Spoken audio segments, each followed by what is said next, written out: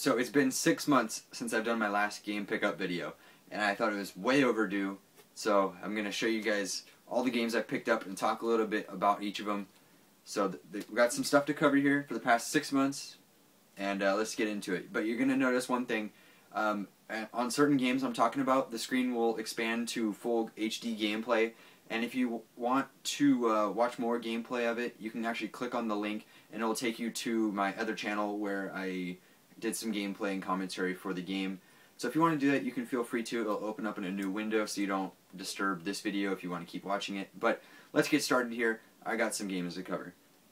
The first game is Singularity. The game reminds me a lot of BioShock, where you got weapon upgrades and you have special powers with your hands, but it also time jumps, so it'll go from different time eras. You can do time manipulation stuff where you can see like a broken staircase in front of you and you can refix it by reversing that object's time, and you can also do it to humans where you can speed up their time so they turn into just dust and stuff like that. It's pretty cool. A lot of the weapons are very unique and they all function fairly differently.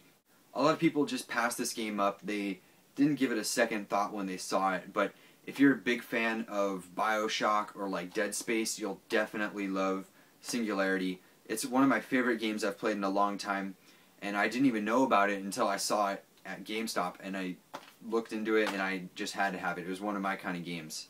If BioShock pulled you into that story mode, Singularity will do the same thing. It's got a very grabbing story if you're into this kind of game. The game is fairly short though. It's no more than 8 hours, but I think that's about a perfect time. I had an excellent time with it. The online is fairly decent too, though there's not many people playing anymore. It reminds me a lot of Left 4 Dead's online mode, where some people are the like zombie kind of creatures and some are the humans and you're fighting them. That's kind of what it's like. So all in all, it's a very good game. Next up is the only PlayStation 3 game I got during this 6-month period, and that is Heavy Rain. This is one of the best PlayStation 3 exclusives. If you have the system, you need to get this. It is basically an interactive movie. It's very story-based driven, and every person's story mode is completely different. Well, I mean, not completely. Some people will have the same, but for the most part, no two people are going to have a similar story. I stayed spoiler-free of this for a very long time. My friend beat it when it first came out, and I kept telling him not to tell me anything, even though he told me it'd be different, but I still wanted to be spoiler-free. So I'm not going to spend too much time talking about anything story, but the whole game is story mode, so I can't really say anything about it. It's basically just quick time events, and the difficulties do spike. If you're playing on easiest mode, it's very easy. If you're playing on the hardest mode, it's freaking hard. So this is definitely a good game to look out for if you have a PlayStation 3 console. I recommend this to anybody. Next up is one of the scariest games I've played in a long time, and that's Dead Space 2. It's a survival horror game, third person. If you didn't play the first one, it's not a big deal, because before you play this, it does like a recap of Dead Space and Dead Space Extraction, so you don't need to play either of those games to understand this game and the context in it. It gives you like a 5-minute cutscene kind of thing beforehand. It recaps you. Even if you played the first game when it first came out and you kind of forgot some stuff, rewatch that. It's a lot of help remembering key things. But Isaac Clarke is back in this game. There's a bunch of weapons in this game, and you can use them in all sorts of different ways to dismember those necromorphs, to easily take them down. There's tons of different suits this time around. In the previous game there's only a couple different types of suits, but in this game there's a lot more, and there's more being added through DLC, so if you want to get those, they're really unique and cool looking. The story mode isn't too long. It's only about 9 hours, so some people don't like short story modes. It's definitely a lot shorter than the first game, but it is a solid 8 or 9 hours. I originally beat it on normal, and I instantly went back and replayed it on one of the harder difficulties. I didn't even bother to stop. I just continued straight on again, played through it again. It's that good. And there is a feature called New Game Plus, where all of your stuff carries over to the second time you play it through and the third time. So that's really fun, and it really entices you to play through some more and get some more suits and stuff like that. Now, Dead Space 2 does have online mode. The first one didn't, and Extraction did not. I didn't play too much of it, but from what I played, it is pretty solid, and it's an enjoyable online experience. It's not going to be competing with other games, and it's kind of dying down slowly, but it's still got some active users, and you can easily find matches and play some online. Alright everybody, so I'm just going to do a quick unboxing here of the Dead Space 2 Collector's Edition.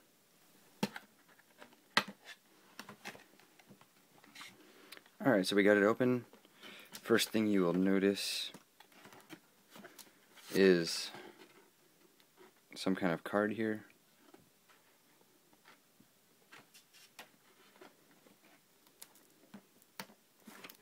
You then got code for some extra stuff, the actual game,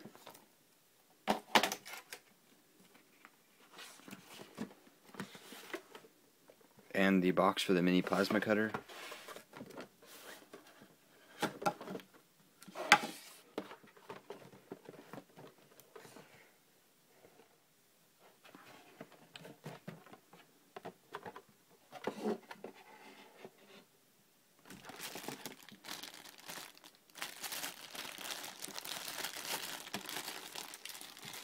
Portal gun. So here is the mini plasma cutter. It's very tiny. It uses some batteries.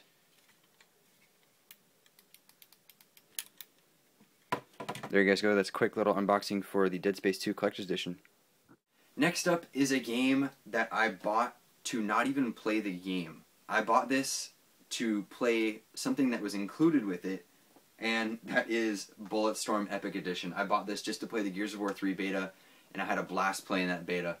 I didn't actually play Bulletstorm until about a month or two after the Gears 3 beta expired. I really had no interest in this game. I just knew that it was called a Blood Symphony, as Cliff Blazinski said. But I gave it a chance. I played about 2 hours of it, and it did get quite repetitive for me.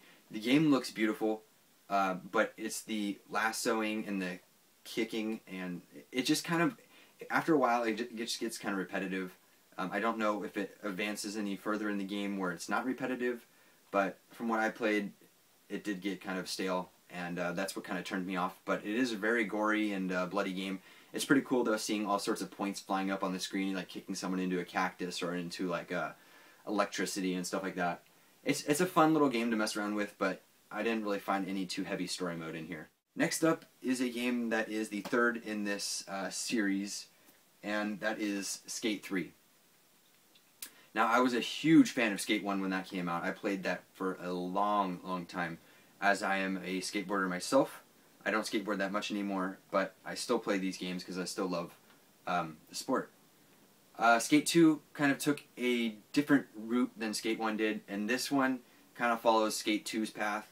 I'm not that big of a fan of the way they went. It's still an enjoyable game, don't get me wrong, but it's kind of taking away from what Skate 1 originally was and how it set itself apart from Tony Hawk. This one's kind of going into more of a Tony Hawk kind of feel. Not really liking that, but it is a nice looking game. It's got a very steep learning curve.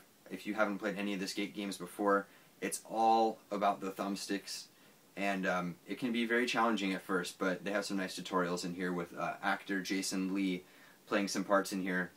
But it's a very good game if you like skateboarding, and I'm pretty sure you already have it if you enjoy the sport. So the last game I got here, and yes, I did say last, that means I've only gotten 6 games in the past 6 months, not counting like garage sale and thrift store games, but current gen games. I've only gotten 6 in 6 months, and the last one is one I actually already had, but I didn't open, and that's Dead Rising 2. I had the collector's edition, and I never got around to opening it just because I didn't have time at the time it came out.